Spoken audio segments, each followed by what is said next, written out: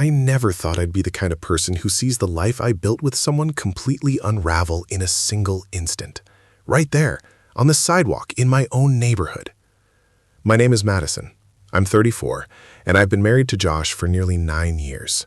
9 years of late-night arguments about nothing, 9 years of weekend trips to Lowe's for projects that never really happened, 9 years of building a home I thought we'd grow old in. I always believed in him. Probably too much. I trusted him the way people in movies trust each other when everything looks perfect on the surface. I guess that's what made the betrayal feel so surreal.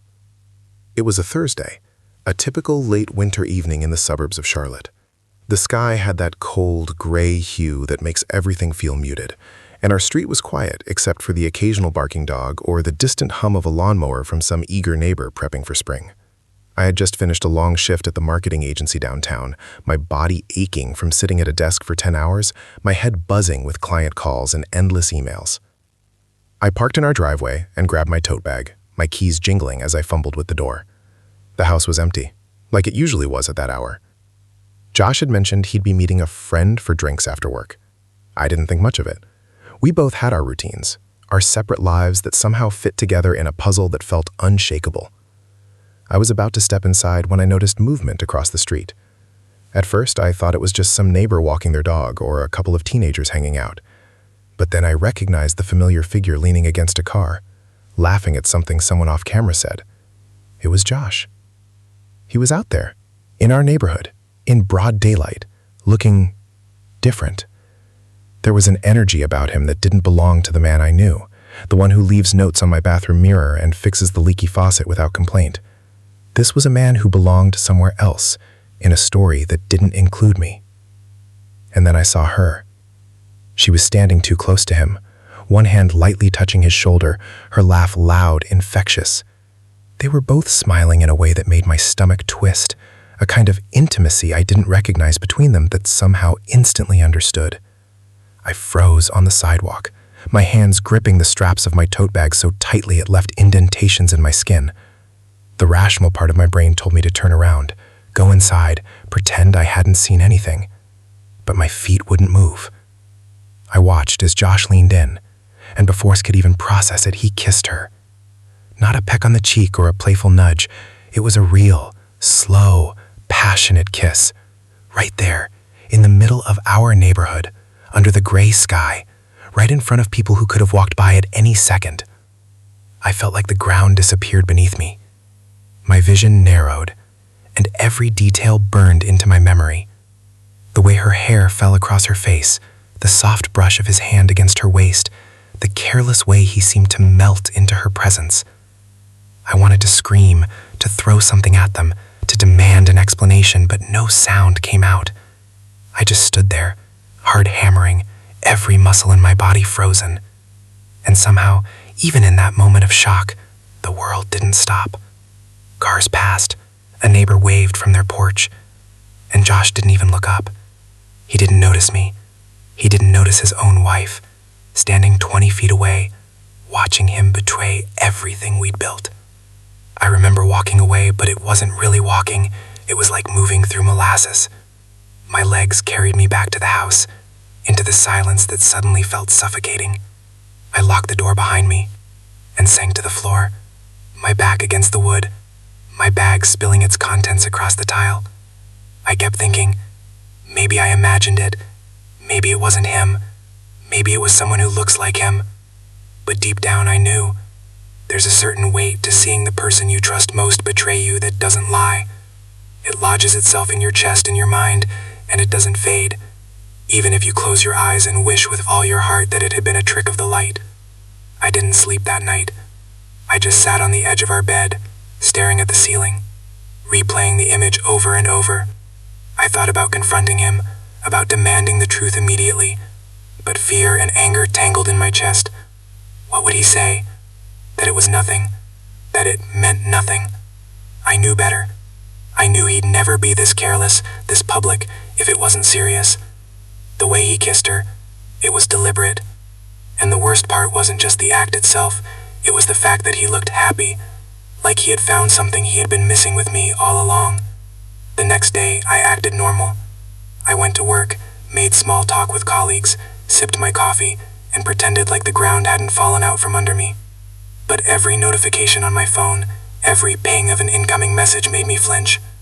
I couldn't look at Josh without replaying the image in my head. At breakfast, I sat across from him, pretending to scroll through my emails while he talked about some new project at work, and I realized something terrifying. I didn't know him anymore. Not the Josh I had married, not the man who had promised me everything, and definitely not the one who had the audacity to kiss another woman in the middle of our suburban street. I started noticing the little signs, the tiny cracks that had always been there but I'd ignored. The late nights he had to work, the vague excuses, the way he checked his phone a little too quickly when I walked into the room. I hated myself for not seeing it sooner, for being so blind, for thinking that 9 years of marriage made someone incapable of betrayal. And yet, part of me didn't want to admit it either. Part of me clung desperately to the old Josh, the one I remembered from our first apartment in uptown Charlotte, the one who held me in his arms on rainy nights and whispered that everything would be okay. I wanted that version of him back so badly that I almost convinced myself it could exist, if only I ignored the truth. I started tracking his movements subtly, not out of obsession at first, but out of a desperate need to know if what I saw was a one-time mistake or a pattern. I drove by the coffee shop he said he'd be at with friends. I noticed how his phone never left his hand. I caught him on his lunch breaks looking tense, careful, calculating. It wasn't paranoia. It was clarity. And with each small piece of evidence, the knot in my stomach tightened. I didn't want to be the person who snoops, who turns into someone unrecognizable out of fear and anger. But I couldn't help it. Every time I thought I could trust him again, I'd remember the sidewalk, the kiss, the smile they shared, and I felt my heart break all over again. The week that followed was a blur. I went to work. I came home. I avoided his eyes. I didn't ask questions. I didn't say a word. But every time he mentioned seeing friends, I imagined her standing there, her hand on his arm, laughing, leaning into him the way I had never leaned in for years. I realized then how easy it is to romanticize betrayal, not in the way you think, not in a good way, but in a way that makes you doubt yourself, makes you question every laugh, every touch, every memory you shared. Did he ever really love me? Was it all just comfortable, convenient, predictable? By Friday night, I couldn't stand it anymore. I had to know. I followed him, carefully, at a distance, heart hammering, feeling like I was about to cross into some territory I could never come back from. He didn't notice me, not at first.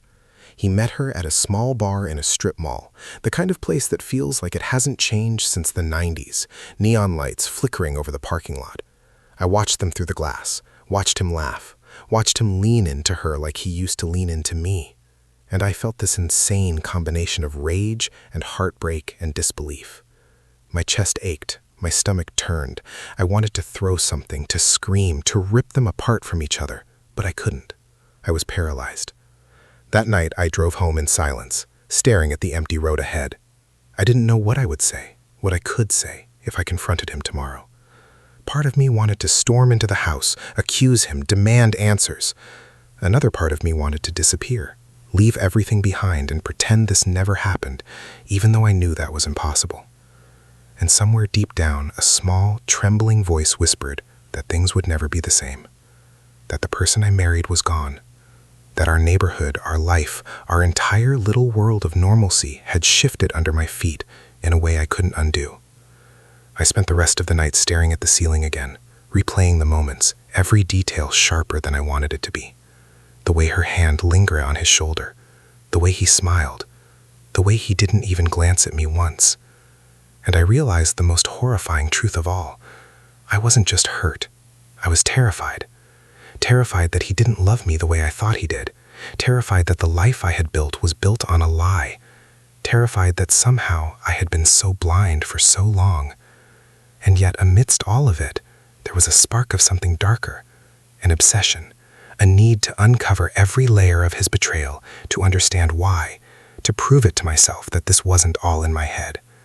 By the time dawn crept into the sky, painting the room in pale light, I was exhausted, but awake, my heart refusing to slow. I didn't cry, I didn't sleep. I just sat there, staring at the wall, knowing that the next steps I took would change everything. That somehow, in the quiet of our home, I had to decide whether I could confront him, whether I could salvage anything, or whether this was the end of everything I thought I knew about love, trust, and marriage.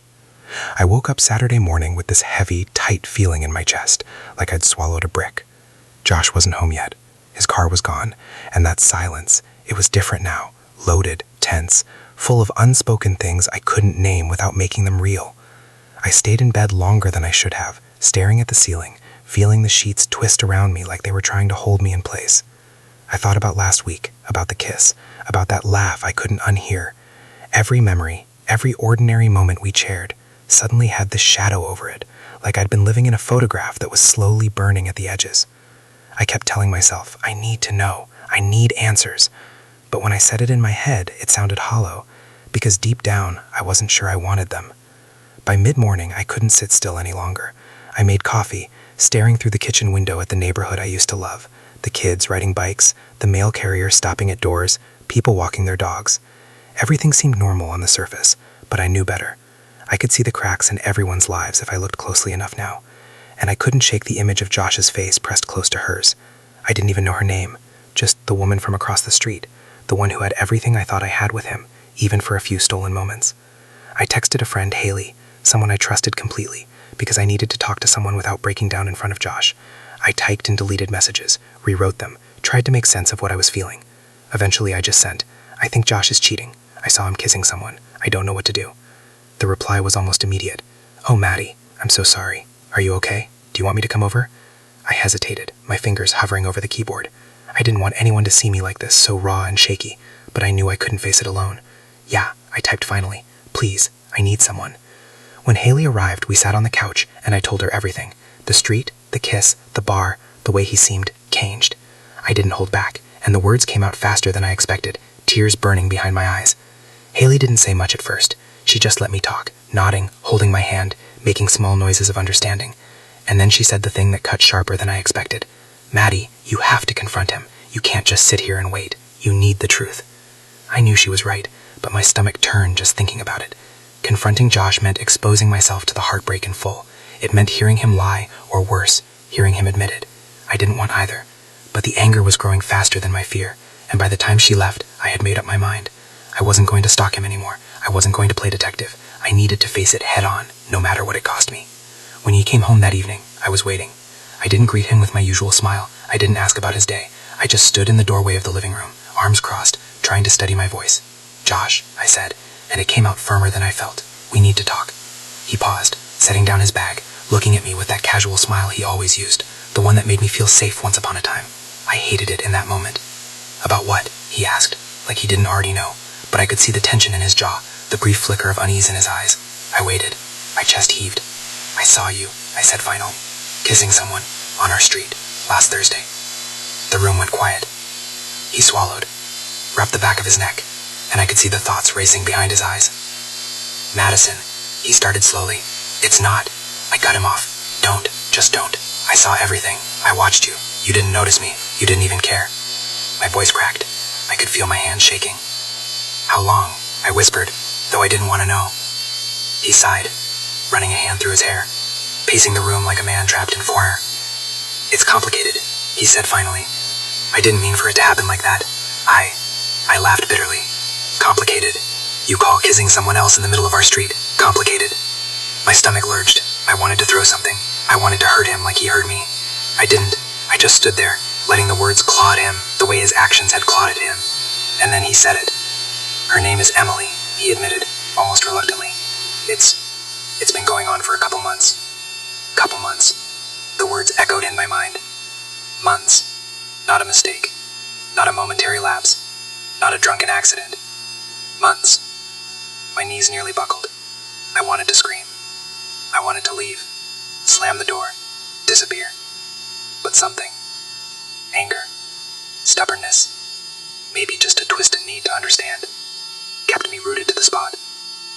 Months. How? How could you? I don't know, he said, voice low, almost pleading. It just happened. I didn't mean for it to go this far. I still love you, Maddie. I swear I do. I didn't mean to hurt you. But the words meant nothing. Love? Love didn't erase months of secret texts, secret bars, secret kisses. Love didn't erase the way my stomach had turned into ice the moment I saw him with her.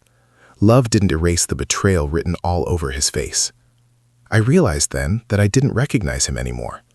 The man in front of me, the one who said he loved me, who had been smiling at her a few days ago, was a stranger who had invaded my life and changed it forever. We argued for hours. At first it was anger, yelling, accusations, crying, silence. Then came the confessions, the details I wish I hadn't known. Lunches that turned into long afternoons together, texts I never got to see, moments he tried to hide but couldn't. Each detail felt like a knife, twisting deeper and deeper into my chest. He begged, he rationalized, he apologized. I listened, barely breathing, feeling my mind split between disbelief, fury, and a strange, sickening grief. I didn't sleep that night either. I stayed in the living room, curled up on the couch with a blanket, staring at the muted TV that played some crime drama I couldn't follow. Every sound, every creak of the house made me flinch. I kept imagining them together again, laughing, touching, kissing. I kept replaying the Thursday night kiss over and over, each time like a live feed of my life unraveling in real time. And yet, somewhere in that spinning mess of emotions, a part of me, tiny, terrified, wanted to know why. Why him? Why her? Why now? Sunday was even worse. I had to go out for groceries, and every interaction outside the house felt strange, unreal. I passed neighbors walking dogs, parents pushing strollers, couples laughing in the cold wind, and every smile I saw felt like a reminder that normal life kept going, even as mine was falling apart. I tried to call Haley again, needing someone to hear me, needing someone to remind me that I wasn't losing my mind. She answered immediately. "Hey, Maddie, are you okay?" "No," I admitted, my voice breaking. I can't stop thinking about it. I keep seeing them. I keep hearing their laughter. I keep seeing him smile at her the way he never smiles at me anymore." "Do you want to confront him again?" she asked gently. I don't know," I said, and I realized it was true. I didn't know. I wanted to confront him. I wanted to leave him. I wanted to scream and break everything and start over. But at the same time, a part of me, that twisted, desperate part of me, wanted to see if he'd come back, if he'd regret it, if he'd choose me.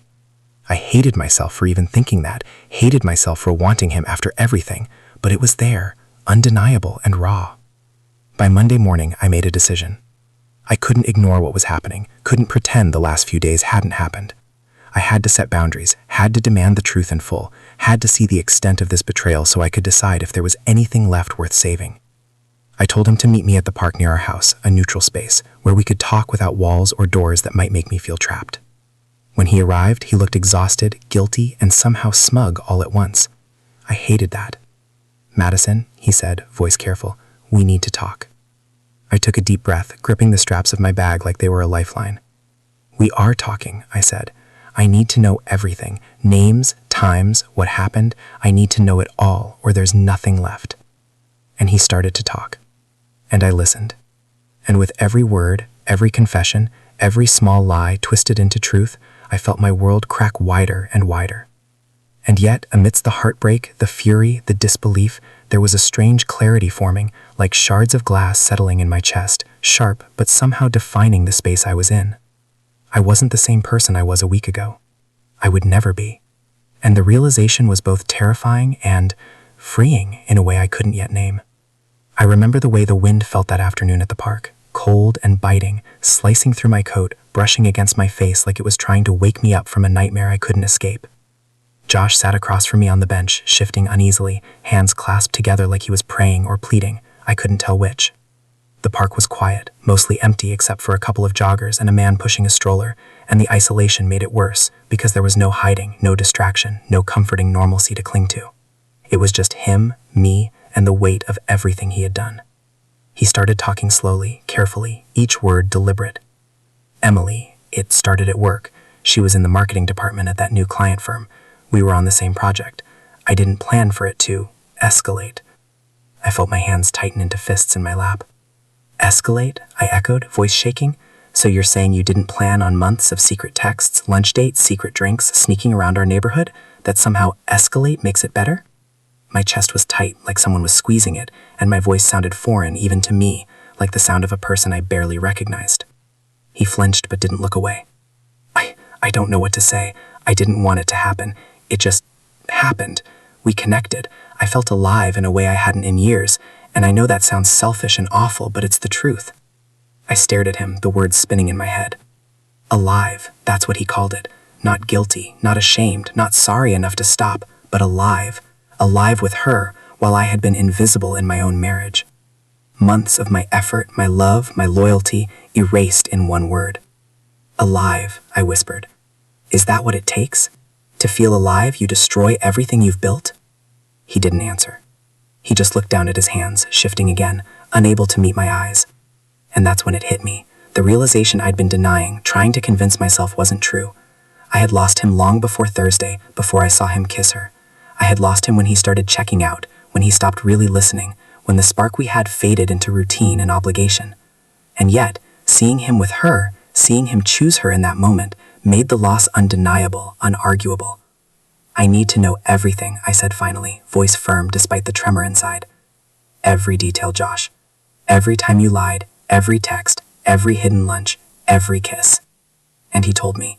He told me about Friday afternoons he'd spend texting her under the guise of working late, how he'd meet her at a small cafe 10 minutes from his office, how he'd laugh and touch her hand the way he used to touch mine in the early days, the way he'd leaned into her in ways he never leaned into me anymore. He told me how he'd bought her coffee mugs and little notes, like a teenager, he admitted, and I felt bile rise in my throat. Every word he spoke was a jagged knife twisting in my chest, and yet I couldn't look away. I had to know. Every confession was a little death, a little piece of the life I thought I had disappearing in front of me. By the time he was finished, the sky had darkened, shadows stretching across the playground slides and the empty basketball court. I sat there in stunned silence, trying to process the magnitude of what I had just learned. My mind raced, trying to fit months of lies into the reality I knew, trying to make sense of how someone I loved so completely could betray me so completely. And somewhere in the back of my mind, I began to realize something that scared me more than anything. I couldn't picture forgiving him. Not yet. Maybe never. Driving home that evening, I gripped the steering wheel so tightly my knuckles turned white. The roads looked familiar, but the world felt foreign. Every light, every stop sign, every suburban street was now tainted with the image of him with her. I imagined them walking together, laughing, touching, and a cold, sinking realization settled in my stomach. The life I had thought was ours alone, had never been ours at all. And I was terrified of what came next. At home, the silence was unbearable. I didn't know if I could face him, even though he was there, hovering in the kitchen, acting like nothing had changed. I wanted to scream, to throw something, to make him feel even a fraction of the pain I was drowning in. Instead, I poured myself a glass of wine, sat at the kitchen table, and tried to breathe, tried to remember who I was before this nightmare took over my life. I realized then that part of me had been complicit, blinded by trust, by love, by the illusion of stability. Part of me had ignored the signs, excused the behavior, hoped it was temporary. And now I was paying the price in ways I hadn't anticipated. I didn't sleep that night either. I paced the house, checked my phone obsessively, and kept imagining him reaching for her, touching her, whispering her name.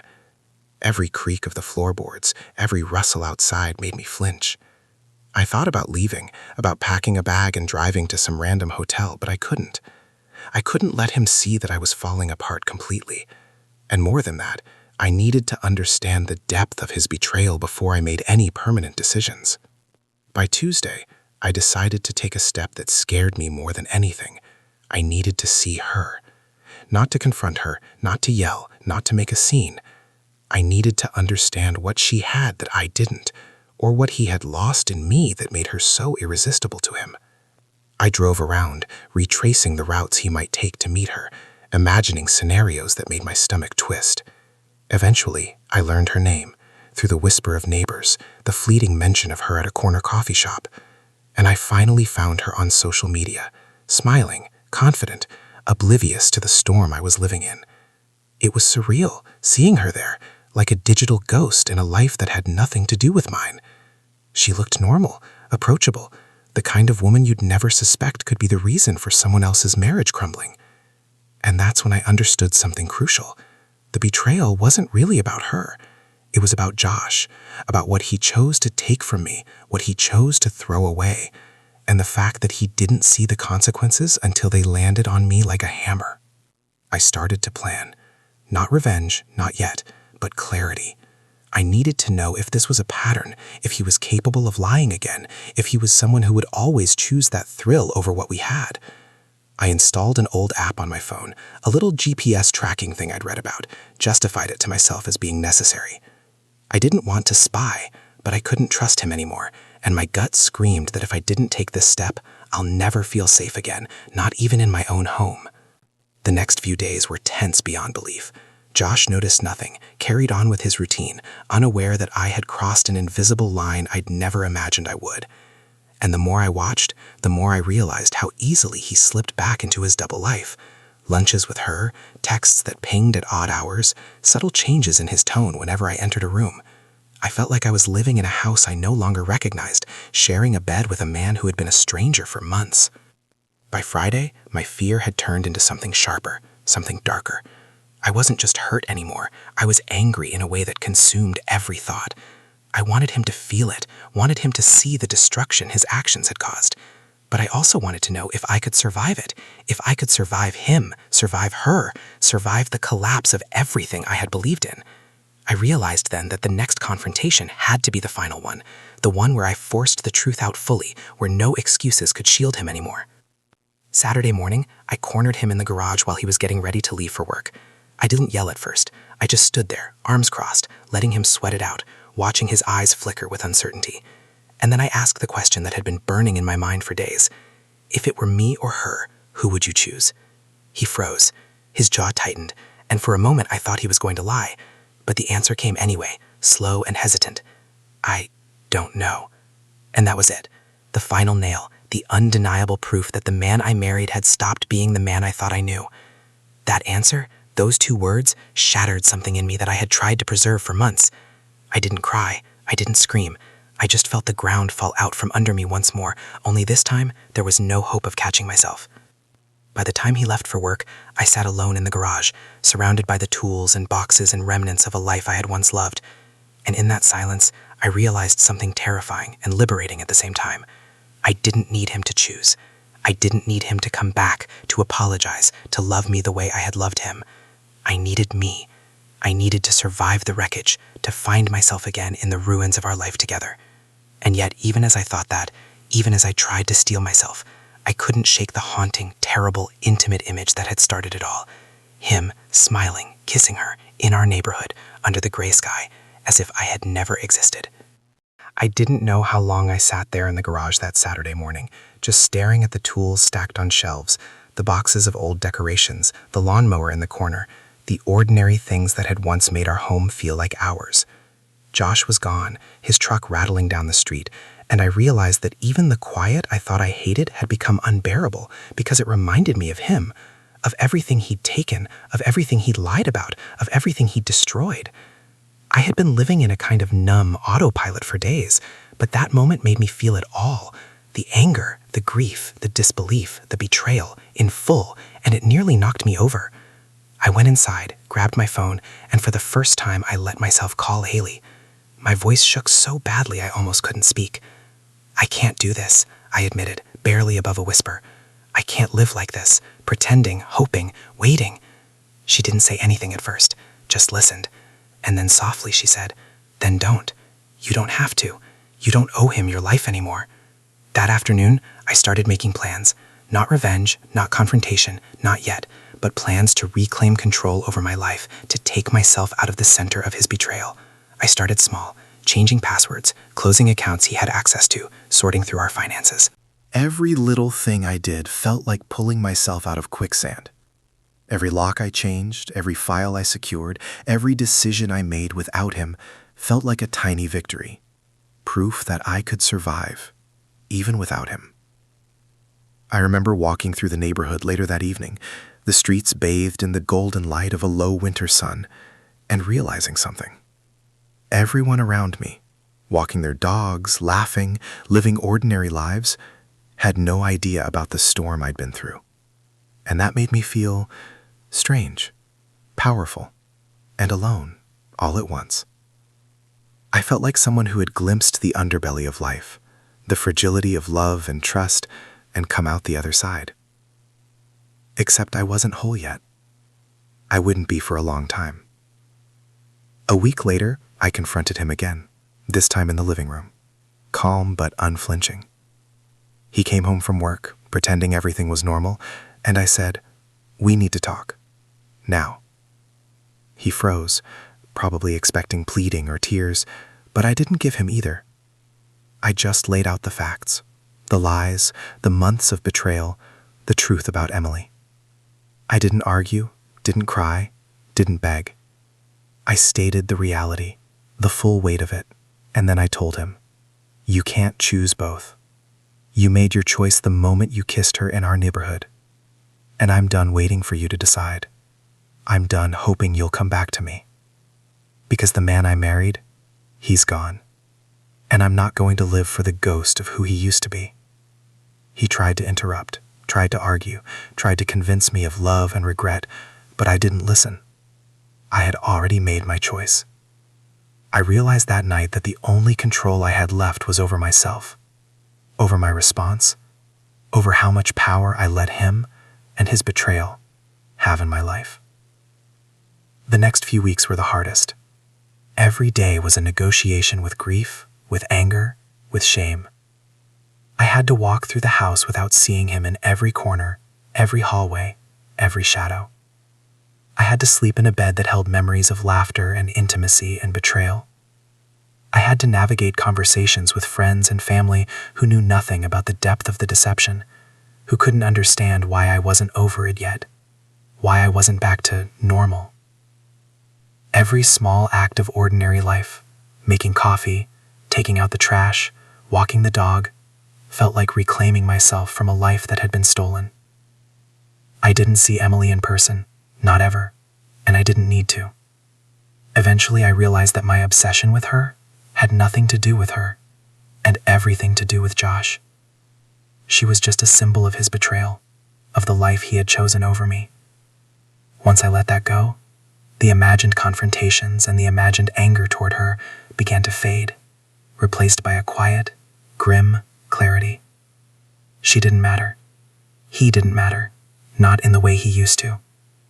What mattered was me. By the time we filed the separation papers, the house, once filled with laughter, arguments, and mundane routines, felt like neutral territory. I didn't cry. I didn't scream. I just signed the papers, feeling the weight lift in some ways and descend in others. It was an ending and a beginning, all at once. The months of betrayal, the lies, the secret kisses, they had ended, and I was still standing. I moved into a small apartment in the same city, a place that didn't carry the weight of our life together, a space that was mine alone. I started going to therapy, talking to friends, relearning what it felt like to breathe without the constant knot of fear and heartbreak in my chest. And slowly, over time, I began to reclaim pieces of myself I hadn't realized I'd lost. My sense of humor, my confidence, my independence, the ability to trust my instincts.